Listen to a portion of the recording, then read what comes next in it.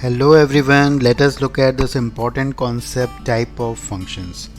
तो सबसे पहली कैटेगरी जिसकी हम बात करने वाले हैं वो है वन फंक्शन और many one function. A function can be one और मैनी वन, इन दोनों में से फंक्शन को एक होना ज़रूरी है और वन को हम लोग इंजेक्टिव फंक्शन भी बोलते हैं। तो कैसे आइडेंटिफाई करते हैं कि कोई भी फंक्शन हमारा वन है या नहीं है। तो सबसे पहले हम तरीका देखते हैं मैपिंग का। मैपिंग से समझते हैं let f is a function which is mapped from A to B. तो ए से बी तक अगर मैपिंग है और मैपिंग में हमें कुछ इस टाइप का दिख रहा है, यहाँ पे ए के एलिमेंट्स हम कुछ ले रहे हैं, से x1, x2, x3 and so on. यहाँ पे हमारे पास है y1, y2, y3। तो अगर इस मैपिंग में हम देख रहे हैं कि x1 की इमेज y1 है, x2 की इमेज y2 है, अगर x3 की इमेज भी y2 हो जाए तो इसको हम लोग मैनी वन फंक्शन बोलते हैं। तो मैनी वन का मतलब है कि दो एलिमेंट्स की सेम इमेज हो गई या कम से कम एक एलिमेंट ऐसा हो गया सेट बी में जिसकी एक से ज़्यादा प्री इमेजेस हो गई। और अगर ऐसा नहीं होगा तो फंक्शन वन हो जाएगा। ठीक है, तो वन फंक्शन में क्या होगा कि किसी भी एलिमेंट की सेट बी में, कोई भी एलिमेंट की सेट बी में एक से ज़्यादा प्री इमेजेस नहीं होनी चाहिए। ठीक है, कोई छूट भी सकता है, कोई दिक्कत नहीं है। जैसे इस केस में सबकी एक एक इमेज तो होती है लेकिन कोई भी दो एलिमेंट की एक ही इमेज नहीं है, तो इसको हम लोग वन फंक्शन बोलते हैं। अब अगर हम आगे देखें इसकी दूसरी डेफिनेशन, ये एक तरीका है मैपिंग से। सेकंड ये है कि अगर कोई भी फंक्शन हमारा मैनी वन है और x1 x2 के बराबर नहीं है, तो इस डेफिनेशन से भी देख सकते हैं कि दोनों डिफरेंट इनपुट होते हुए भी आउटपुट हमारा जो है वो सेम है। ठीक है, तो इसी तरह से हम ग्राफिंग से यही चीज़ समझ पाएंगे। ग्राफिंग से देखें कि अगर हमारी ग्राफिंग कुछ ऐसी है और आप यहाँ पे देख पा रहे हैं कि एक ही आउटपुट आ रहा है एक से ज़्यादा इनपुट पे, तो आप देखिए सेम आउटपुट आ रहा है। ठीक है, ये मान लो y1 है तो इन दोनों पे हमारा एक ही आउटपुट आ रहा है, तो ऐसे फंक्शन को हम बोलते हैं मैनी वन फंक्शन। तो अभी थोड़ा सा आपको समझ में आ गया होगा कि वन मैनी वन फंक्शन में क्या फ़र्क होता है, लेकिन इसको हम कैसे आइडेंटिफाई करेंगे, कैसे निकालेंगे, खासकर कॉम्प्लिकेटेड फंक्शन में। बेसिक फंक्शन में हम ये डेफिनेशन को यूज़ कर सकते हैं लेकिन कॉम्प्लिकेटेड फंक्शन में इस तरह से हम नहीं करेंगे। सबसे पहले सारे हमारे स्टैंडर्ड फंक्शंस देखें कौन कौन वन है, कौन कौन वन नहीं है। तो starting from the linear function, कोई भी स्ट्रेट लाइन वाला फंक्शन ये एक वन फंक्शन होता है, बिकॉज स्ट्रेट लाइन में ऐसा कुछ होता नहीं है कि जिसमें कि आप दो इनपुट पे सेम आउटपुट देख पाएंगे। तो इस केस में आप देख पाओगे कि हर एक इनपुट पे आउटपुट जो है वो डिफरेंट है, इसलिए ये वन होता है। वन में और कौन है वन, आप सोच के बताओ। वन में हमारा लॉगरिथम फंक्शन भी वन है, ये भी हमारा वन फंक्शन होगा। ठीक है, उसके अलावा हमारा exponential function is one. Apart from that और कौन सा फंक्शन है जो वन है, हमारा क्यूबिक फंक्शन भी वन है। तो ये सारे फंक्शंस का आप एक नेचर देख पाएंगे। इन सारे फंक्शन में जैसे लॉगरिथम फंक्शन हमारा ये होता है, ये लॉग फंक्शन हमारा होता है। इसके अलावा क्यूबिक फंक्शन भी हमारा कुछ इस टाइप का होगा। ये सारे के सारे फंक्शन इंक्रीजिंग फंक्शन होते हैं, मतलब इनकी वैल्यू बढ़ती जाती है, या डिक्रीजिंग फंक्शन भी हो सकते हैं। तो कोई भी फंक्शन जो चेंज नहीं हो रहा है, जैसे ऊपर दिया हुआ फंक्शन जो मैनी वन है, आपने देखा कि ये इंक्रीज़ भी हुआ और फिर डिक्रीज़ भी हुआ, ऐसा फंक्शन जो होता है वो मैनी वन फंक्शन होता है। Many one function constant function भी होते हैं, जैसे ग्रेटेस्ट इंटीजर। एक बार पहले कुछ एग्जाम्पल्स देख लेते हैं मैनी वन के, ताकि हमें और अच्छे से समझ में आ जाए। तो मेन्यूवन के अगर एग्जाम्पल देखेंगे तो सबसे पहला पॉपुलर फंक्शन है जो कि है क्वाड्रेटिक, जो कि बनता है एक पैराबोला, आपको मालूम है। तो क्वाड्रेटिक फंक्शन में क्या होता है, इस टाइप का ग्राफ होता है पैराबोला का। आप देख पाएंगे कि एक ही आउटपुट आ रहा है एक से ज़्यादा इनपुट पे। तो कोई भी line parallel to X axis अगर एक से ज़्यादा पॉइंट पे कट करती है तो ऐसा फंक्शन हमें दिख रहा है कि मेन्यूवन होगा। तो इसको दूसरे तरीके से भी देखें कि ये फंक्शन डिक्रीज़ हो रहा है, कम हो रहा है, घट रहा है, दिस इज़ डिक्रीजिंग यहाँ तक, और उसके बाद ये बढ़ रहा है, इंक्रीज़ हो रहा है। तो कोई फंक्शन इंक्रीजिंग और डिक्रीजिंग दोनों होता है तो वो हमेशा मेन्यूवन होता है। और इसके अलावा हमारे पास मेन्यूवन फंक्शन के बहुत सारे एग्जांपल्स हैं। ग्रेटेस्ट इंटीजर में आप बहुत सारी वैल्यूज़ पे सेम आउटपुट आपको पता है मिलता है। 0 to 1 कोई भी वैल्यू डालो एक ही आउटपुट मिलता रहता है। फ्रैक्शनल पार्ट ये भी हमारा मेन्यूवन फंक्शन है। मॉड एक्स ये भी हमारा मेन्यूवन फंक्शन है। मॉड एक्स को भी आप जानते हैं कि इस तरह का ग्राफ है और ये भी हमारा मेन्यूवन फंक्शन है। इनफैक्ट कोई भी इवन फंक्शन हमेशा मेन्यूवन होता है बिकॉज वो सिमेट्रिकल होता है। पॉजिटिव और नेगेटिव वैल्यूज़ पे आपको सेम आउटपुट मिलता है, तो ऐसे फंक्शन हमेशा मेन्यूवन होते हैं। तो ये सारे मेन्यूवन के एग्जांपल्स हैं। ट्रिग्नोमेट्रिक फंक्शन, सारे के सारे ट्रिग्नोमेट्रिक फंक्शंस हमारे मेन्यूवन में आते हैं बिकॉज ये पीरियोडिक भी होते हैं। तो पीरियोडिक फंक्शन भी हमारा मेन्यूवन में ही आएगा क्योंकि ये वैल्यू अपनी रिपीट करते हैं। तो पीरियोडिक फंक्शन ये देखिए ये भी मेन्यूवन होगा बिकॉज बहुत सारे इनपुट पे आपको सेम आउटपुट मिलेगा। अब हमारे पास एक कॉन्क्रीट मेथड होना चाहिए बिकॉज सबके लिए हम ग्राफ नहीं बना सकते। तो जितनी भी हमने अभी बातें की उससे आप समझ सकते हैं कि कोई भी फंक्शन जो सिर्फ इंक्रीजिंग है, ठीक है, या सिर्फ डिक्रीजिंग है, ऐसा है। तो कोई फंक्शन सिर्फ इंक्रीजिंग या डिक्रीजिंग है तो आपको अलग अलग पॉइंट्स पे अलग अलग वैल्यूज़ देगा। इस केस में भी ऐसा ही होगा। तो ये सारे 1 के एग्जाम्पल बनेंगे।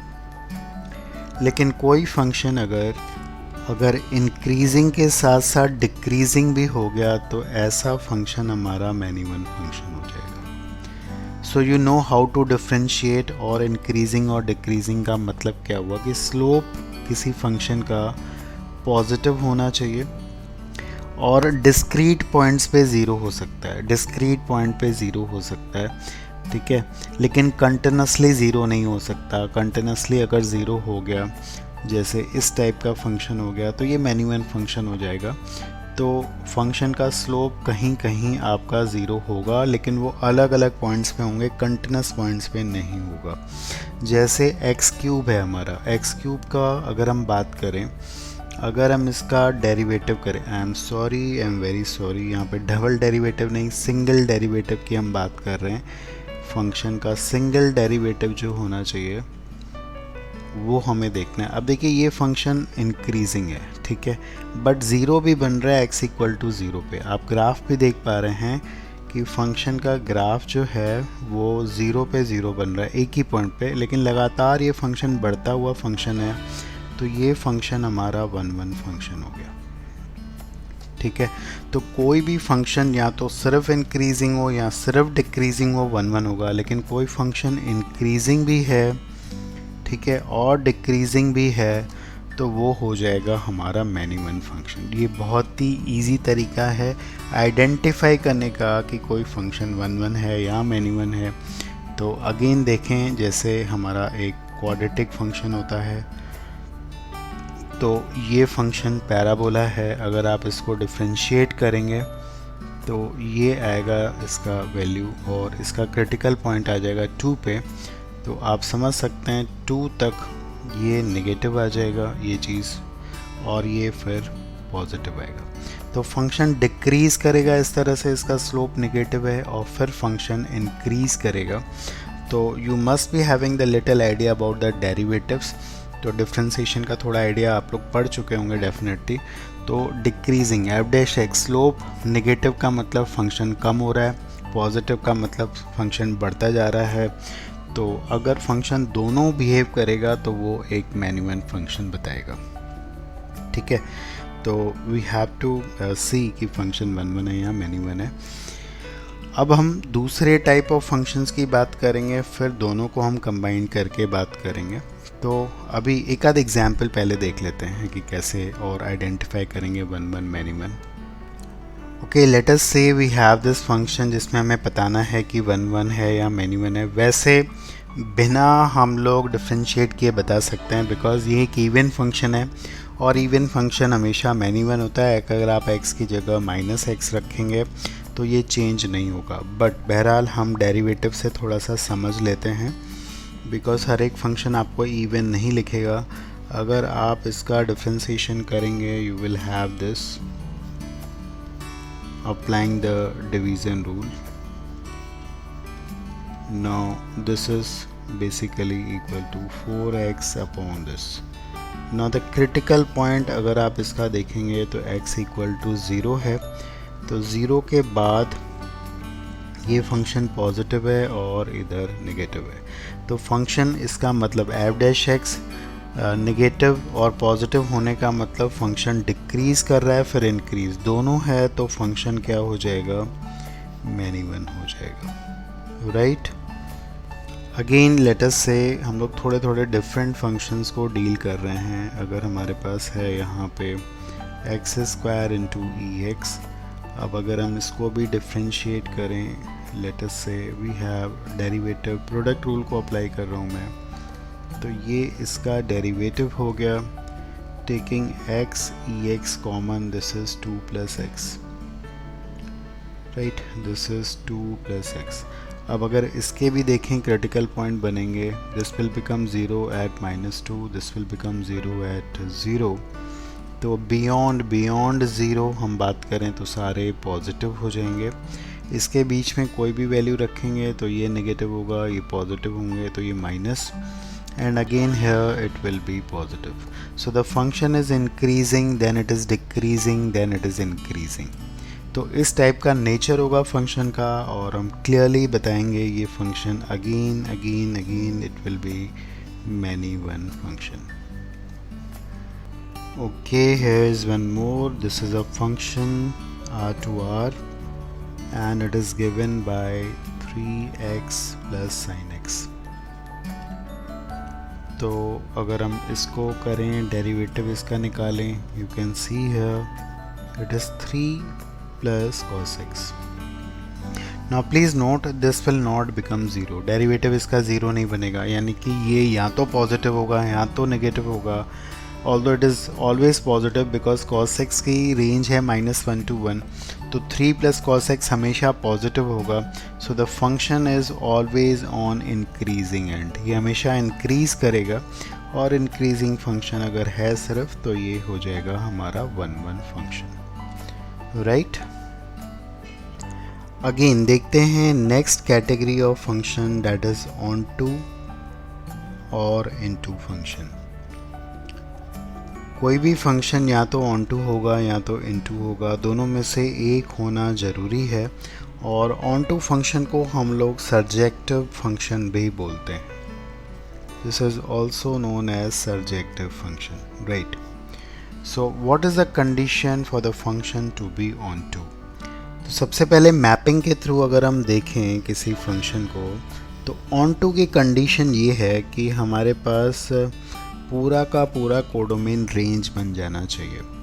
अगर सेट बी में हमारा कोई भी एलिमेंट छूट जाता है, ठीक है, अगर हमारा सेट बी में कोई भी एलिमेंट छूट जाएगा, पहले इसको देख लीजिए, ये मैप्ड है, ये मैप्ड है, ठीक है।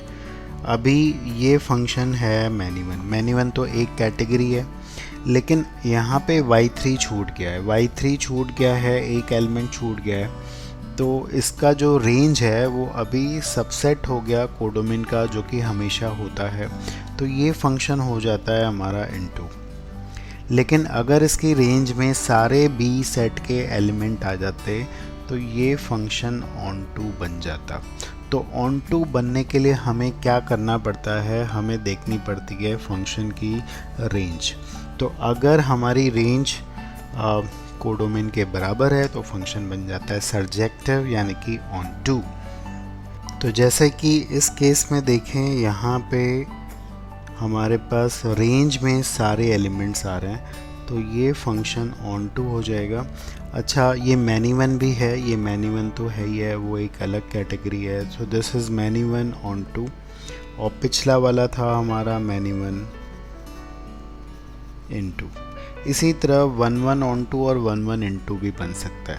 तो मेन बात ये है कि ऑन टू है या नहीं है फंक्शन, उसके लिए हम क्या देखेंगे, we have to look at the range.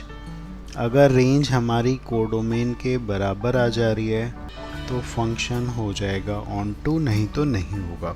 तो इसके लिए ऑन टू के लिए आपको कोडोमेन का होना ज़रूरी है। कोडोमेन नहीं दिया है तो डेफिनेटली हम सारे रियल नंबर्स को कोडोमेन में लेते हैं, ठीक है। तो ज़रा और इसको प्रॉपर्ली समझें।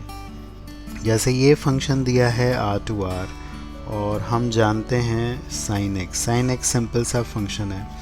इस केस में sin x क्या है, sin x की रेंज जो है वो -1 to 1 जाती है, और इसका कोडोमेन सारे ही रियल नंबर्स है। तो ये फंक्शन इस समय पे क्या है, इनटू है, बिकॉज कोडोमेन रेंज के बराबर नहीं है। लेकिन इसी फंक्शन में अगर कुछ ऐसे दिया रहता, ठीक है, तो यहाँ पे कोडोमेन जो है वो -1 to 1 ही है, और इसकी रेंज भी डेफिनेटली -1 to है। तो इस केस में रेंज और कोडोमेन दोनों बराबर हो गए, तो इसका मतलब ये हो गया कि ये फंक्शन हो गया ऑन टू। तो ये डिपेंड करता है कि हमें सेट बी क्या दिया हुआ है। नहीं दिया हुआ है तो हम सारे रियल नंबर्स को मानेंगे। तो कॉन्सेप्ट ये बन गया है बच्चों कि for identifying the function whether it is onto और इन टू जानने के लिए हमें फंक्शन की रेंज निकालनी पड़ेगी। अगर रेंज हमें पता चल गई तो हम पता कर सकते हैं कि वो फंक्शन ऑन टू है या इन टू है। Okay, let us talk about different functions, और उनको आइडेंटिफाई करेंगे कि ऑन टू है या इन टू है, 1 1 है या मैनी वन है। जैसे हमारे पास पहला एग्जाम्पल ये आ रहा है, तो बिल्कुल क्लियर है ये 1 1 एंड मैनी वन के लिए हम इंक्रीजिंग डिक्रीजिंग देखेंगे, ठीक है। तो पहले हम करने जा रहे हैं इसको डिफरेंशिएट करेंगे। अगेन आप देख पा रहे हो कि इसका डेरिवेटिव ये आ रहा है। This is always positive, function increasing है। इंक्रीजिंग का मतलब ये हो गया कि फंक्शन हो गया 1 1। अब अगर इसकी रेंज की बात करें, बिकॉज ऑन टू और इन टू के लिए हमें इसकी रेंज निकालनी पड़ेगी। Codomain is definitely R, this is given codomain. And you know cubic function की रेंज जो होती है हमेशा R होती है, ठीक है। आपको ये बताया गया है कि क्यूबिक और डिग्री फंक्शन की रेंज R इसलिए होती है, ये भी समझें, बड़ा सिंपल है। Because if you put x minus infinity तो ये चीज़ पूरी माइनस इन्फाइनाइट हो जाएगी। अगर x इन्फिनिटी को चेक करेंगे तब ये इन्फिनिटी, डैट मीन्स ये पूरा कवर करेगा y एक्सिस को। अगर आपको minus infinity to infinity join करना है तो it will be covering the entire y axis. तो इसका मतलब ये फंक्शन जो हो जाएगा वो ऑन टू हो जाएगा। अभी ऑल्दो हमने ग्राफ सही नहीं बनाया है, बिकॉज ये इंक्रीजिंग और डिक्रीजिंग दोनों हो गया है। बिकॉज फंक्शन इंक्रीजिंग है तो ये लगभग इस टाइप का ग्राफ इसका बनेगा। So this function is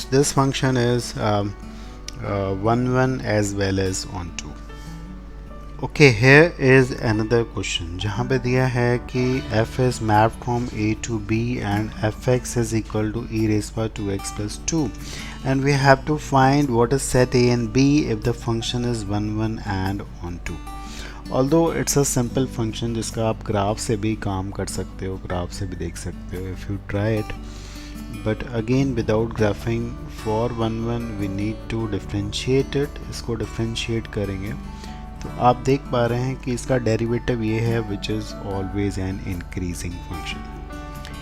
So the function is always increasing irrespective of the value of x. So definitely the set A can be anything at any subset of the real numbers. तो ये पूरा real numbers हो सकता है, पूरे ही interval में function increasing है। And when you talk about the onto की अगर हम बात करें तो इसकी रेंज की हमें बात करनी पड़ेगी। Now e raised by 2x is always positive, इसका आउटपुट ये होगा, और इसका जो होगा वो ग्रेटर देन 2 हो जाएगा. So if we talk about the range is 2 to infinity, and that has to be equal to the codomain, that is set P. तो if we want to take a bigger thing, आपको बड़ा part लेना है, तो आप A set को पूरा real numbers ले सकते हैं और B सेट को यहीं पे 2 to infinity एक्चुअली ले सकते हैं. So for these two you will have the function as 1 1 and on 2. Again, here's the next one. So this is a very different question, जिसमें कि हमसे fx और gx और f माइनस gx का nature यानी कि टाइप बताने को बोला गया है. So सबसे पहले fx पे कॉन्सेंट्रेट करते हैं. It is given that fx is equal to 0 अगर x irrational होगा, and it is equal to x if x is rational. Now if you talk about the function, it is definitely a many-one. बहुत easy है कि f जो होगा वो एक many-one function होगा. ऐसा इसलिए बिकॉज बहुत सारी वैल्यूज़ पे जो कि इर्रेशनल हैं, you are getting the same output that is 0. So for all the irrational value we are getting the same output that is 0. So it is definitely a many one function. It is also a into function. Why? Because you won't be getting any rational value. आप x को जब rational डालोगे 2 तो यहाँ से 2 ही मिलेगा, 3 डालोगे 3 मिल जाएगा, सारी वैल्यूज़ मिल जाएंगी रेशनल वाली.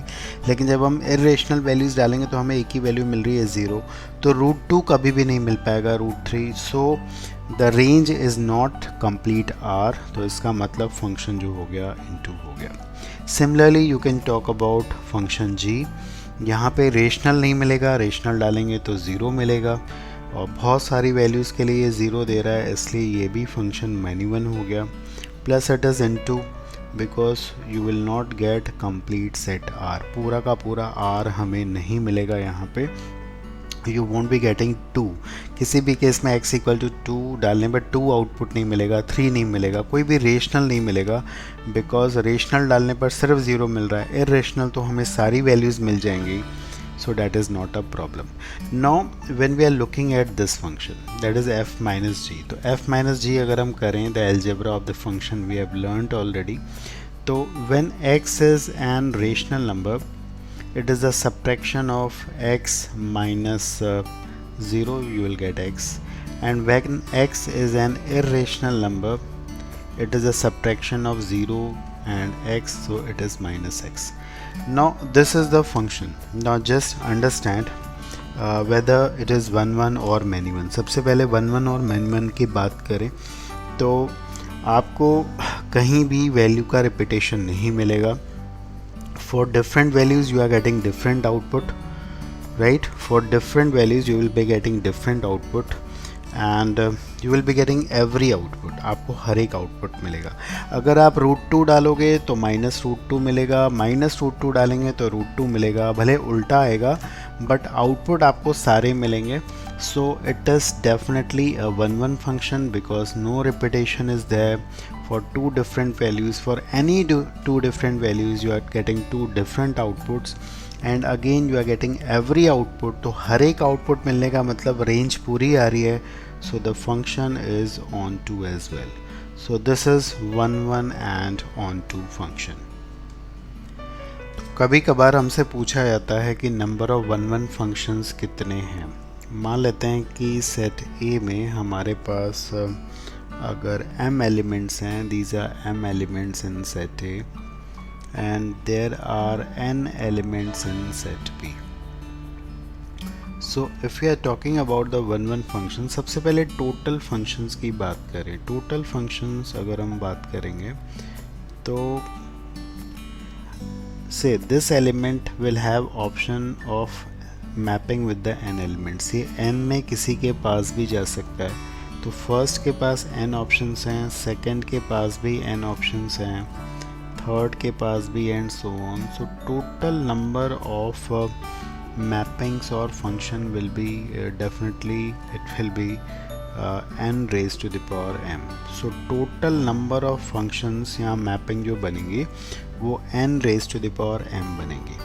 अब अगर 1 1 की बात करें तो क्या होगा, 1 1 में क्या होगा, रिपीटेशन नहीं होना है.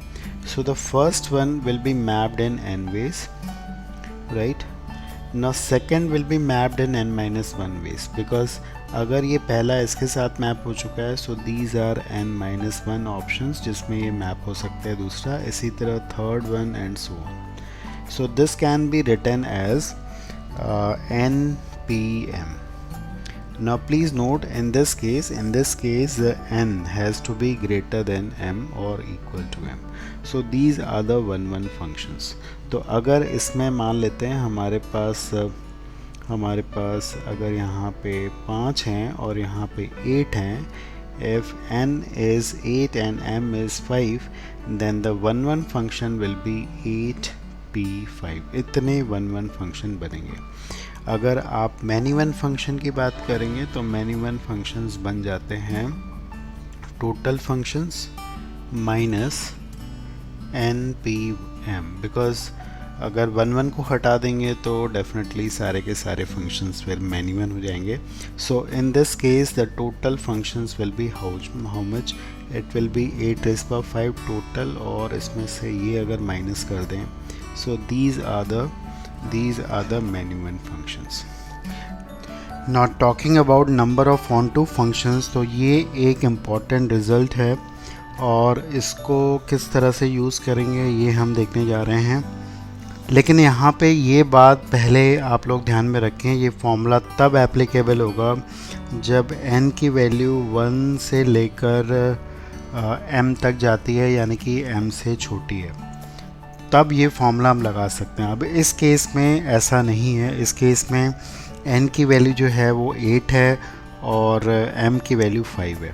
तो अगर हमारा n m से बड़ा हो जाता है तो नंबर ऑफ ऑनटू फंक्शंस जो हो जाएंगे हमारे 0 हो जाएंगे, बिकॉज सेट b में आप देख पा रहे हैं ज़्यादा एलिमेंट हैं, सेट a में कम है, तो सारे के सारे मैप्ड नहीं हो पाएंगे सेट b के एलिमेंट.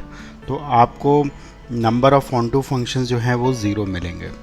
तो अगर हमारे पास से अगर n की वैल्यू 3 है और m की वैल्यू 4 है, तब हम डेफिनेटली लगा सकते हैं.